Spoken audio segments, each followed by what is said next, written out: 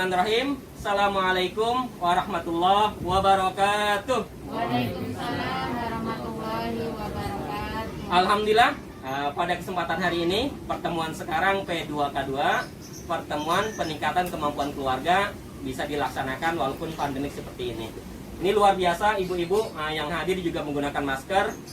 Ibu agak geseran dikit, agak geseran dikit karena kita lagi pandemik seperti ini, harus jaga jarak ya. Karena dengan jaga jarak mudah-mudahan itu termasuk maksimal ikhtiar kita dalam menghindari namanya virus corona atau hal-hal yang lain sebagainya ketika pandemik seperti ini. Ibu-ibu, alhamdulillah pada pertemuan sekarang tentunya kita semuanya sehat. Kita pada kesempatan sekarang akan mempelajari namanya sesi 11, namanya upaya pencegahan kekerasan perlakuan salah pada anak. Ibu-ibu, seperti kita ketahui bahwa anak ini adalah anugerah yang luar biasa yang Allah berikan kepada kita sebagai amanah yang akan kita didik bagaimana mereka menjadi pribadi-pribadi yang baik, menjadi pribadi-pribadi yang soleh-soleha sehingga membanggakan keluarga, orang tua, masyarakat umumnya bisa mengangkat harkat martabat negara kita ini agar menjadi lebih baik lagi. Amin. Ya Allah ya Rabbal Alamin. Alhamdulillah ya ibu-ibu ya.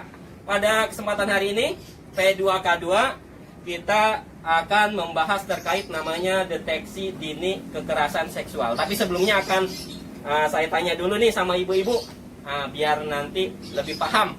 Coba ibu-ibu sebutkan contoh kekerasan pada anak. Coba ibu bisa nggak?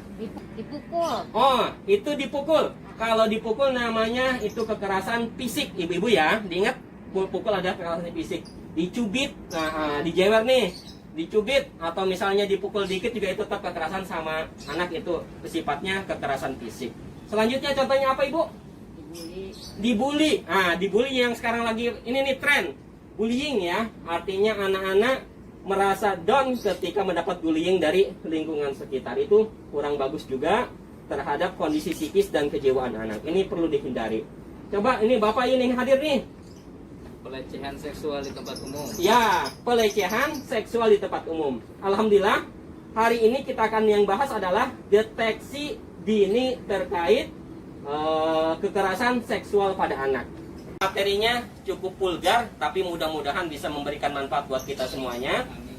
Pada kesempatan hari ini kita akan belajar namanya deteksi dini kekerasan seksual. Nah, ini perlu dipahami bersama bahwa negara kita ini adalah negara yang demokrasi dan tentunya seperti kita ketahui arus globalisasi ini sangat luar biasa. Tentunya ini kecanggihan-kecanggihan sehingga mungkin anak yang belajar di sekolah tidak tahu, ketika di luar banyak hal menjadi tahu. Sehingga yang seharusnya belum tahu menjadi tahu lebih cepat, dan itu bisa berefek kepada aspek psikis kejiwaan anak. Sehingga itu menyebabkan pergoncangan-pergoncangan dan tindakan-tindakan kekerasan baik yang dilakukan oleh orang dewasa ataupun sesama anak sebaya seperti itu. Karena harus tadi informasi yang tidak bisa kita tahan. Nah, ini perlu kita jelaskan bahwa lingkungan kita ini tentunya sangat rawan ya ibu-ibu ya. Apalagi yang punya anak kecil nih, anak kecil beranjak dewasa imut-imut ya, cantik dari kelas 1 sampai kelas 6 biasa-biasa saja. Naik 1 SMP ini sudah kelihatan cantiknya. Banyak orang yang melirik, ini sangat perlu kita jaga ibu-ibu ya. Kita jaga bahwa anak kita ini harus kita lindungi dari kekerasan-kekerasan seksual. Ibu, bapak-bapak yang hadir hari ini perlu kita cermati bersama bahwa tindakan kekerasan seksual ini bisa terjadi di mana-mana. Bapak-bapak dan ibu-ibu bisa menyebutkan nggak nih tindakan-tindakan kekerasan yang biasa terjadi kira-kira di mana saja? Contoh nih bapak nih, kira-kira di mana yang misalnya terjadi? Di tempat umum. Ini sering sekali ya ibu terjadinya di tempat umum. Banyak orang lalu lalang naik kereta senggol-senggolan menggunakan kesempatan, apalagi anak kecil ataupun misalnya siapa ya, ada orang yang kurang bertanggung jawab, orang yang memiliki akhlak yang kurang bagus sehingga terjadi tindakan kekerasan seksual di dalam ataupun di tempat umum. Ibu kira-kira di mana lagi? Di kereta sama, itu adalah di tempat umum ya. Ini sering terjadi, bahaya. Ini perlu kita hindari tentunya dengan melihat beberapa kondisi sehingga kita bisa melindungi keluarga kita dan anak kita ataupun saudara-saudara kita dari tindakan-tindakan kekerasan seksual. Kalau ibu Di sekolah mungkin Pak. di sekolah, ya, ini belum lama ini sempat terjadi juga, ya, sempat viral di media bahkan di TV. Ini menjadi konsumsi nasional. Ada satu sekolah, ada tindakan kekerasan yang dilakukan oleh guru maupun oknum, ya. Ini bukan gurunya ya, tapi oknum orang yang melakukan pelecehan, tindakan kekerasan seksual kepada anak didiknya. Ini sangat disayangkan. Mudah-mudahan ini dengan pembelajaran seperti ini kita menjadi mawas diri ya ibu-ibu ya. Waspada. Karena itu penting sekali supaya anak kita bisa selamat dari tindakan-tindakan kekerasan yang dilakukan oleh oknum dan orang yang tidak bertanggung jawab. Ibu-ibu, tindakan kekerasan ini bisa terjadi di mana saja dan oleh siapa saja. Ini sangat penting, perlu kita telaah bahwa pelakunya bisa terjadi di mana saja dan siapa saja. Mungkin ibu-ibu bisa menyebutkan siapa saja yang bisa memungkinkan melakukan tindakan kekerasan seksual terhadap anak. Contohnya ibu bisa menyebutkan? Orang terdekat. Iya, orang terdekat. Ini kadangkala tidak terpikir sama kita, tapi mereka malah melakukan tindakan kekerasan seksual kepada anak. Kenapa? Karena mereka merasa dekat dan orang lain tidak curiga. Ini yang perlu kita khawatir, seperti itu. Ibu ada lagi? Mungkin siapa? Ya mungkin pendidiknya atau guru.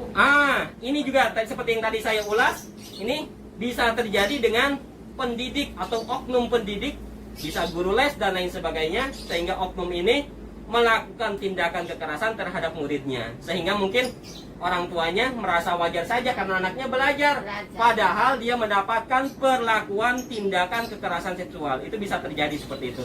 Kalau bapak bisa menyebutkan mungkin? Iya, ini juga sering terjadi. Berobat, niat berobat tapi malah dilecehkan. Ini penting sekali dan tentunya kita bisa berbangga diri, negara kita adalah negara hukum.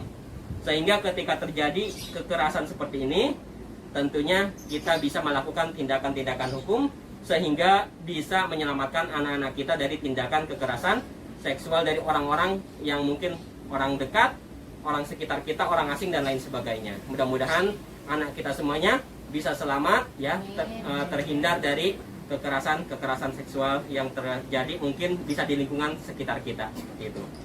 Ibu-ibu masih semangat? Semangat ya, semangat dalam belajar. Hal apapun itu adalah ibadah, sehingga kita menjadi nambah wawasan dan tentunya ini menjadi pembelajaran buat kita.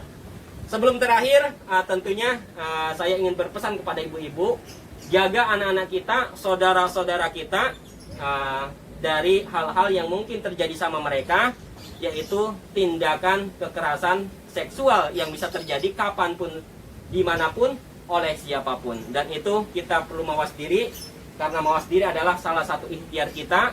Dan ketika terjadi, tetap kita akan tentunya konsultasi, minta bantuan hukum agar prosesnya bisa berjalan dengan lancar dan anak kita yang mengalami tindakan kekerasan seksual ini tidak terjadi lagi sama anak-anak yang lain, sehingga tentunya itu semuanya bisa menyelamatkan anak-anak kita semuanya.